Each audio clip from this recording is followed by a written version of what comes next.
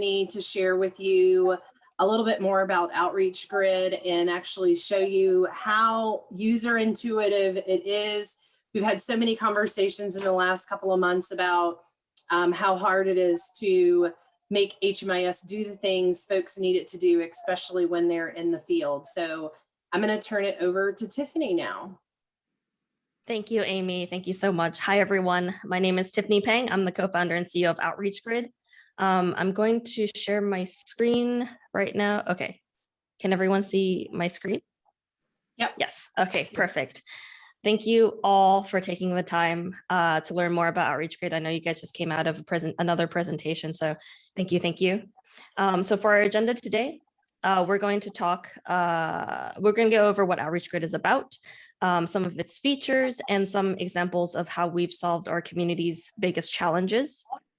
So to start, Outreach Grid is a coordinated entry platform that enables a region, a CoC, a county, a group of cities, a group of agencies to collaborate on homelessness from first contact to housing in one platform in one language. It includes tools for outreach workers, for them to communicate with shelter operators, for shelter operators themselves, to housing navigators or case managers, and to supportive housing operators. And we're able to measure the flow of an individual's experience in homelessness, from first contact in outreach all the way through to housing to see how they're moving along in their journey out of homelessness. Now, what's unique about Outreach Grid is we were built from the ground up. Every line of code that went into Outreach Grid was coded between myself and my co-founder and our engineering team. That's in-house. We started out as a civic technology program. And if you're not too familiar with that, we started that in 2016 with a program called Startup in Residence. And Startup in Residence was a program that came out of the late Mayor Ed Lee's office in San Francisco that paired up and coming startups with cities that had very technological challenges. And one such challenge that we rose to was homelessness. How do we integrate data about homelessness? How do we make it make sense to the end users, the people who are in the field working with people experiencing homelessness? So we worked alongside nonprofit agencies. We've worked alongside government agencies to build tools that they can use out in the field, that they can use to facilitate communications within their own agency and also between agencies. And also allow them to be able to use it for reporting purposes. What's also unique about Outreach Grid is every member of our team, including the engineering team, including leadership, every member of our team has done some form of shadowing. They've done outreach before. We've shadowed, outreach workers, law enforcement agencies, code enforcement agencies. We've worked really closely with shelter operators that are just opening up their shelters to shelters that have been around for decades. We visited supportive housing programs and talked to housing navigators and case managers, to leaders of CoCs, to members of Congress. So we've gone to the UN and worked with groups that are dedicated towards ending homelessness at the United Nations level to really understand what work needs to be done to end homelessness using technology. And Outreach Grid is the product of those 5 years of conversations. Many times we hear that, HMIS doesn't really satisfy what we need. In my conversations with Amy, that's also what I heard, that they're in search of other methods to collect data that they want at the point of work. So when you're doing work, you have access to information that you need, and you're able to add to that information. And many times we also hear that communities want to collaborate with each other, that they want to work with each other, and for whatever reasons, they cannot. And Outreach Grid lowers the barriers for collaboration with tools that are built specifically for collaboration between agencies. And one of the big reasons we go into our communities to shadow them and to understand it is so that in our office, when we build and code this platform, we're able to code very empathetically. We're able to understand the end user's experience, and we get their feedback, and we continuously iterate and improve the system.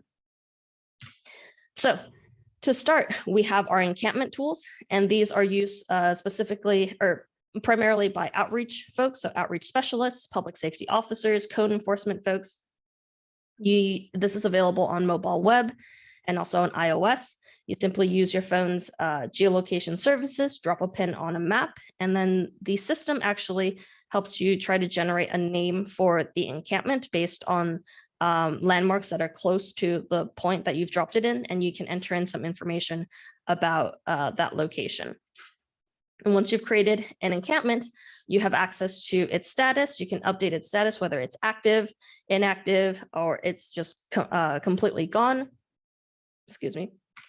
And you also have access to a timeline to see what other agencies have visited this location, who, when, and where, and add pictures to them. And you can see in a very clear timeline, what work has been done. In addition to that, you can also add in observations about the encampment, and these are customizable fields. So we recognize that different communities have different concerns about their encampments. You can log how many people were observed, whether there were any hazards like dogs, guns, or knives, whether they're interested in services or not interested in services, whether there were any express mental or medical emergencies or needing help. Those are things you can tick off. And in addition to that, you can also associate encampments to a client, and I'll touch upon that once I go into client management tools. In addition to encampment tools, we also have point in time count tools. So this is all integrated into the Outreach Grid platform. You're able to create point in time count events, as many or as few as you like. I understand organizing point in time counts is a thing. It takes a long time. And we have apps available in iOS and in Android for volunteers to download. They simply download the app, they punch in the code that's related to your event, and then they'll have access to the questions that your community wants to do.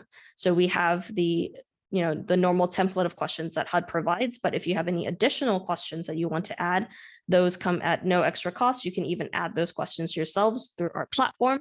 So if you have custom questions, you simply add them on. We have logic for answer branching. So if there's logic of like, you ask, are you from the Houston area? And if you say yes or no, they will send you to another type of question.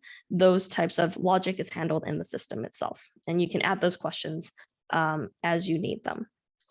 And I'll give you an example of how we did that recently in a mini pit count in one of our communities. Now, on the flip side, we also have a command center for the organizers and administrators of the pit count. So you're able to see in real time as surveys are coming in, where they're popping up from, who's the volunteer who's putting the information in, and you can see and review the survey in real time.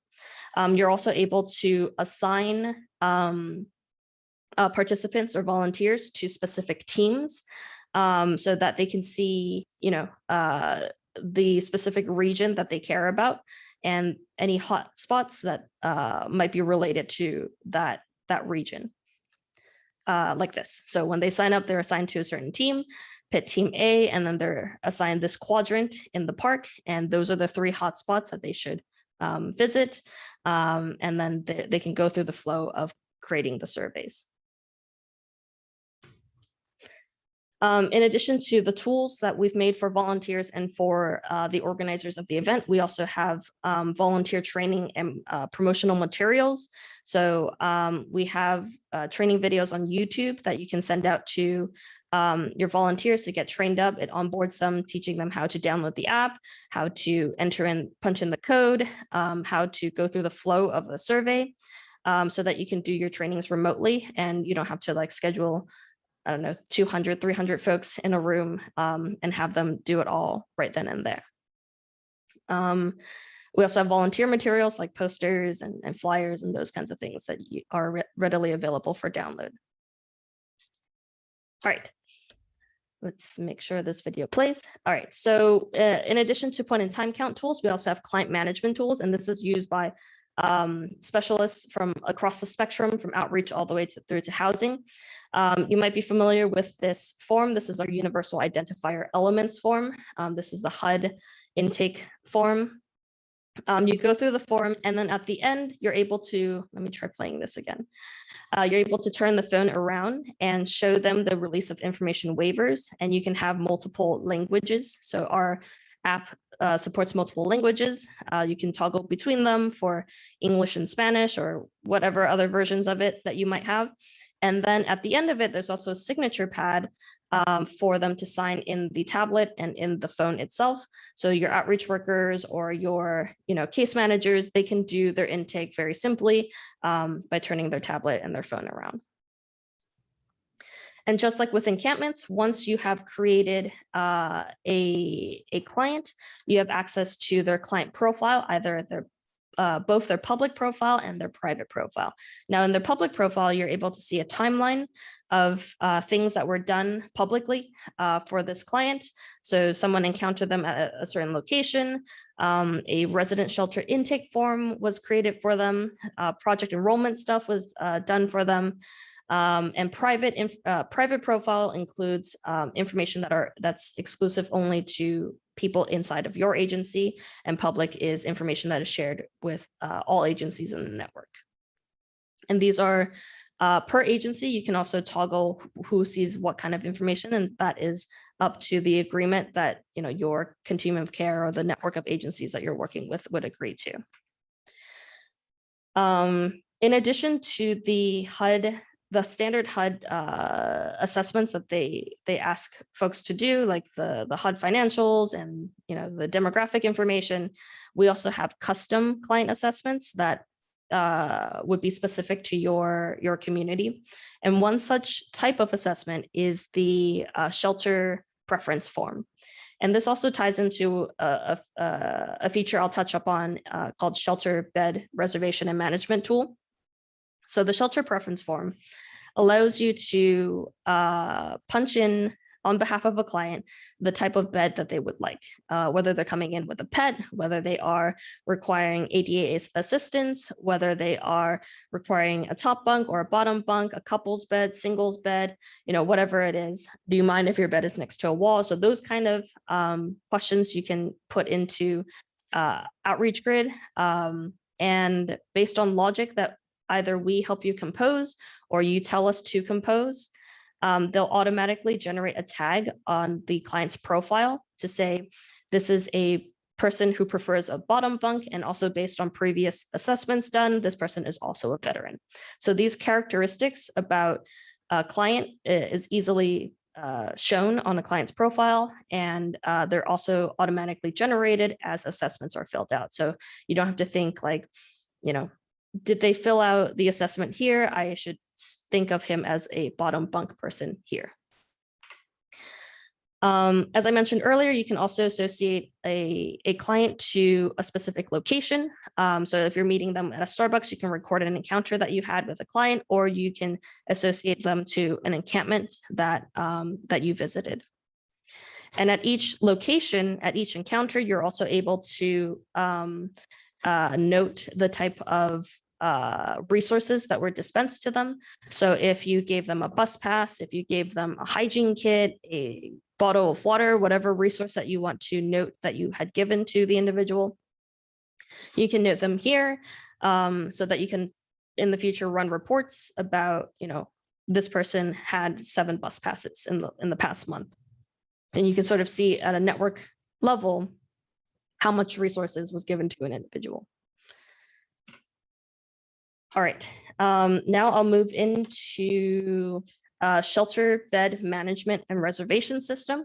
This is used primarily between outreach folks and shelter folks. So outreach specialists and shelter operators, and even public safety officers who might be, on a daily basis encountering people experiencing homelessness and wanting to refer them into a shelter and move them, from the streets to shelter.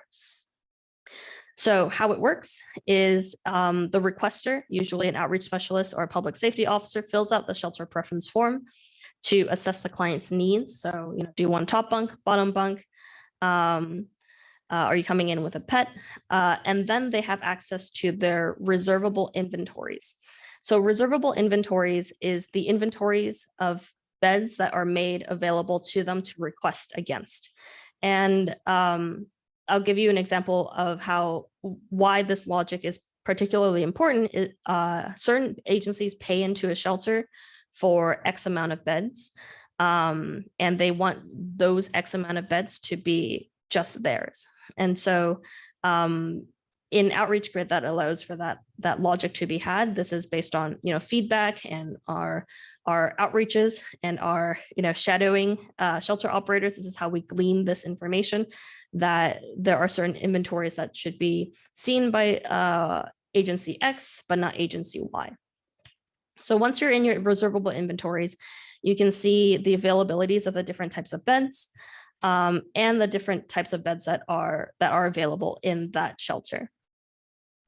And the requester can then request a reservation for a client. The system itself will tell you whether this is a match or not a match to the current availability of the beds. So if Alina is a veteran, but there are no veteran beds available, the system will tell you that it's not a match. Or if there are veteran beds that are available, it will tell you that it is a match.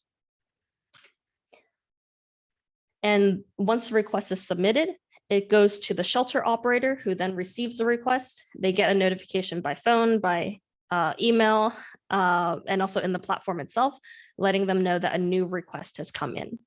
And so the shelter operator can then either accept it or reject it. And if they accept it, they set a time window during which the client can be brought in. This is a lot like, hotels.com, booking.com, you're reserving like a hotel kind of thing. And you're setting the time during which a client can be brought in. Once that's been set, it gets sent back to the original requester. They receive a notification by email, by phone, and in the platform itself about their check-in time. And once the client has been brought in, the shelter operator assigns them to the appropriate bed. And that updates the availability of all the beds in the system. And then the shelter operator can use QR codes that are made available per bed to scan into them and reassign them to a different bed to make sure that they're still using the bed, or if they've exited, to exit them to the appropriate destination. And these are all HUD exit destinations. So to recap, how it works is the outreach worker checks for the availability of the best match beds. They make a request for the reservation. The shelter operator confirms the request for reservation, and upon their arrival, upon the client's arrival, the shelter operator assigns them to an available bed that updates the availability of the bed. They continuously update the availability, and that restarts the virtuous cycle. And that information is then propagated back to the outreach worker, who can then restart the process. To give an example, of one of the first shelters that we launched. It was in Buena Park, California. It was called the Buena Park Navigation Center. It looks like this at start. There's like little dividers between the beds.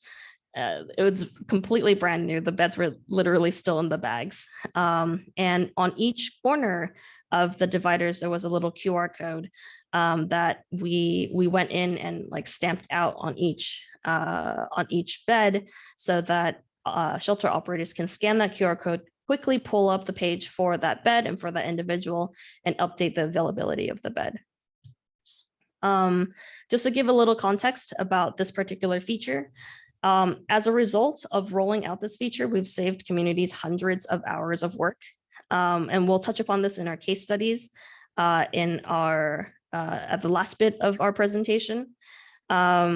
We conceived and coded this feature based on feedback and shadowing and seeing how the process currently works. There was no like external funding that told us to build something like this. This was our mission as Outreach Grid is to end homelessness. So we saw that there was a need for something like this, and we built it from scratch. And we launched this feature last year. And to date, we have 6 shelters and 450 beds on our network, all of them onboarded last year in the midst of the pandemic.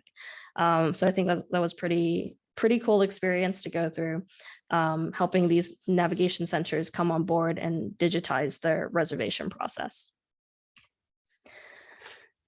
In addition to navigation center tools, shelter bed tools, we also have housing tools, and this is primarily used by case managers, housing navigators, and supportive housing operators.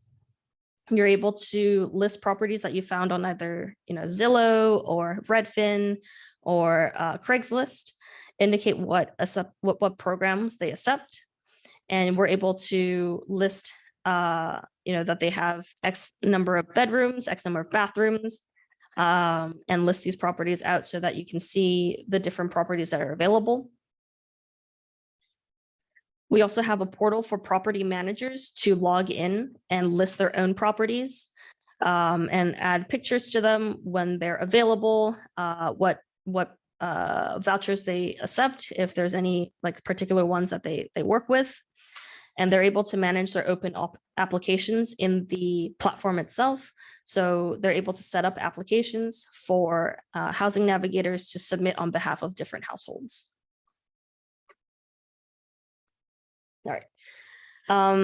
One thing we get asked often is, do you integrate with HMIS? Do you talk to HMIS? How is this information passed through to HMIS? And the answer is yes, we do integrate with HMIS. But I want to give a little bit of background on and this is a little esoteric, but I want to give a little background about the technical details of an HMIS integration. You probably won't find many other people including an HMIS integration package because it's very, very difficult. There's something called in software engineering called an API. And an API stands for Application Programming Interface. You might have heard this acronym before. And it's basically a way for two computer programs to communicate with one another. It's a protocol between two programs to exchange information in a standard way. And this is an important point to say because no HMIS that we know of has an externally open API. There's no structure for how two programs ought to talk to one another. So as a result, we do work with HMISs. We had to create our own system of integration using a mixture of browser automation and human supervision. It involves us becoming members of the CoC, becoming trained in HMIS, becoming HMIS admins ourselves. And we get involved with the data advisory committee in your community. We talk to your agency's leadership to make sure that we have all the resources available to make this task possible. And we have a small team of data integrators to help us supervise the transfer of information from Outreach Grid to your HMIS on a nightly basis. And how it works is we handle deduplication. So if a record already exists in HMIS, we don't duplicate the client. That would be awful. And any project enrollment that was done in Outreach Grid gets pushed into HMIS so that the outreach worker, the case manager, whoever it is, they don't have to enter it in Outreach Grid and also in HMIS. They don't have to do that double entry. And how it works is we have a 1 to 2 month start with your community, and those in the first month and a half-ish, we get onboarded into to become HMIS admins. We start attending your data advisory meetings, and then we start rolling it out after we've coded it to make sure that we're passing data through in a right way.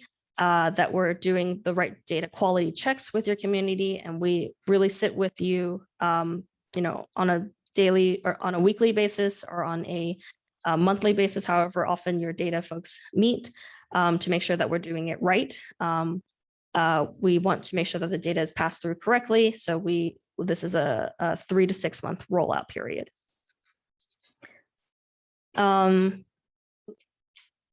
Oh, right, and we become trained HMIS admins.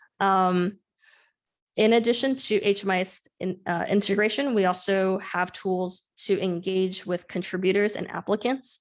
Contributors are folks who, in an auxiliary way, might work with people experiencing homelessness, or they might see instances of homelessness in your community.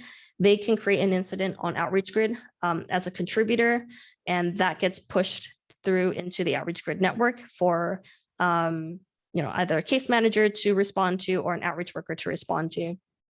We also have tools For applicants, and these are people experiencing homelessness or about to experience homelessness themselves, they can create an account in Outreach Grid and submit a request for service.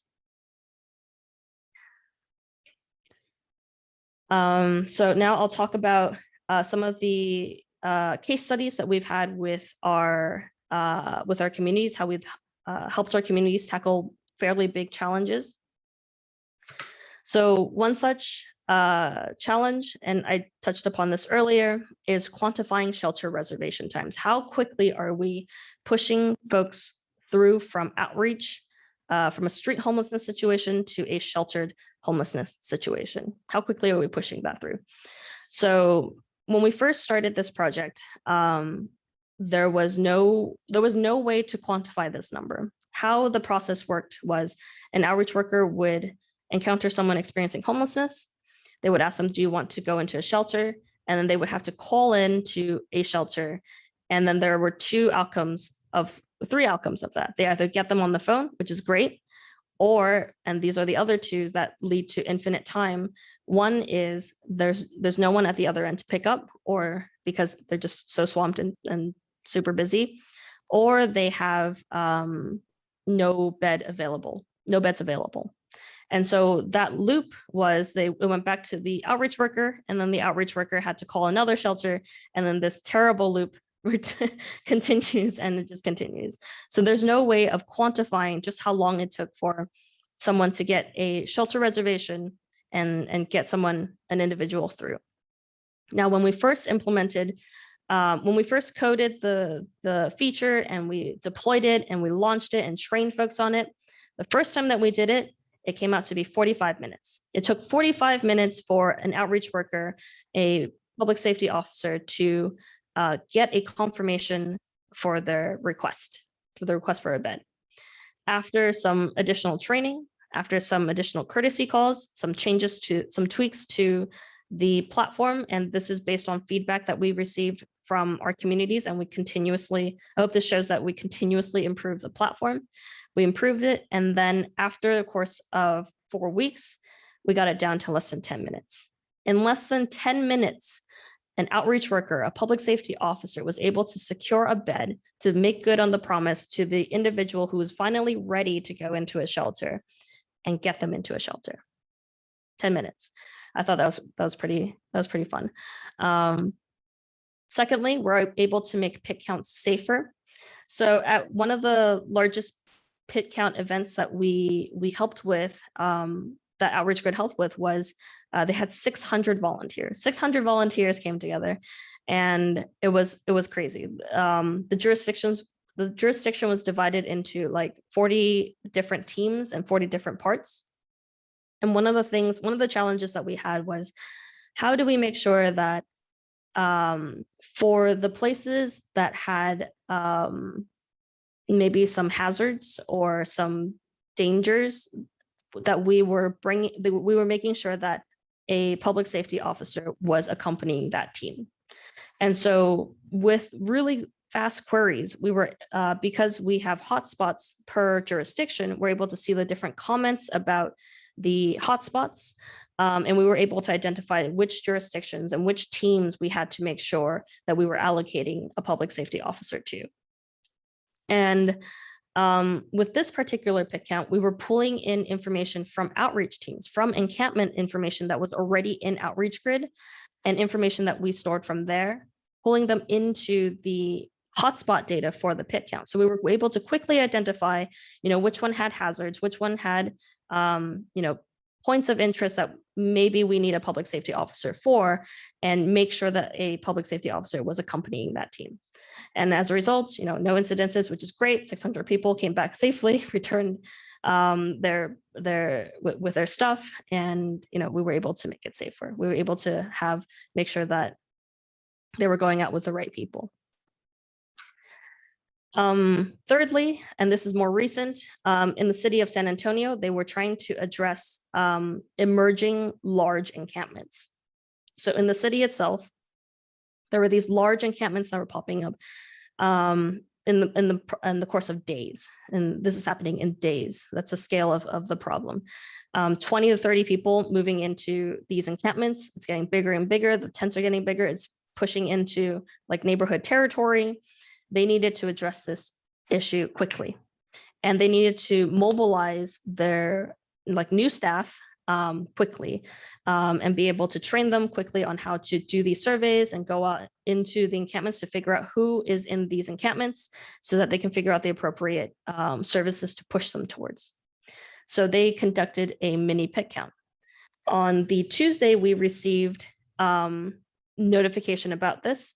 By the Friday, we were able to deploy 81 questions, including branching logic of the questions, 81 questions, trained their new staff to do these surveys and deploy them by the Friday.